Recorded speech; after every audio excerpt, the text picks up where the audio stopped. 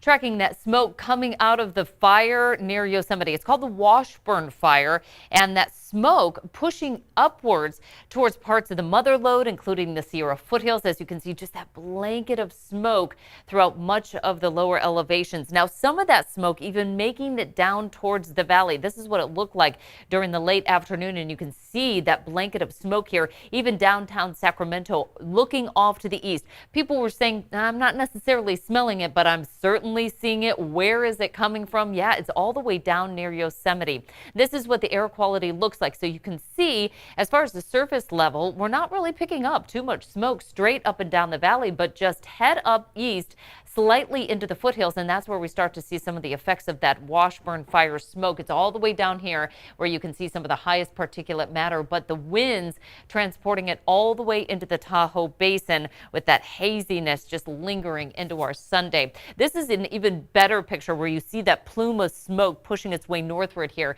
There is Yosemite and the fire just off to the south there. It's burning at a pretty good clip as well. We've had fairly light winds, which is great for firefighting efforts, but it is going to keep that smoke in place. What happens overnight is that smoke will just settle into the lowest elevations, meaning more parts of the valley than, say, up towards the highest elevations. But we're not seeing a whole lot of mixing going on right now. Not to mention, we've got the heat as well, with highs today in the valley in the 100s and upper 90s, 90s for the foothills and 80s for the Sierra. So this has been a tough firefight for today.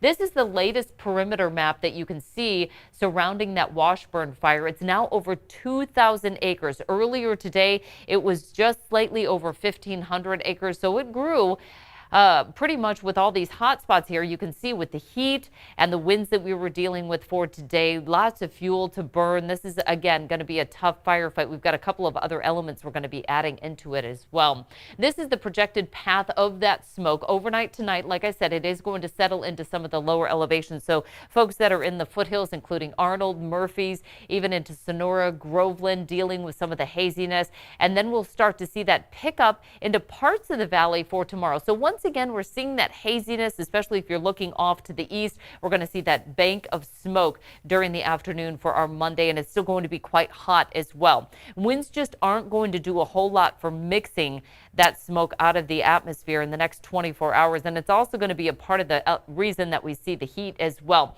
We'll see a bit of that southwest wind pick up late tomorrow afternoon. That will help to disperse some of that smoke, but again, through the day, you might notice that we are dealing with a bit of haziness out there from that Washburn fire.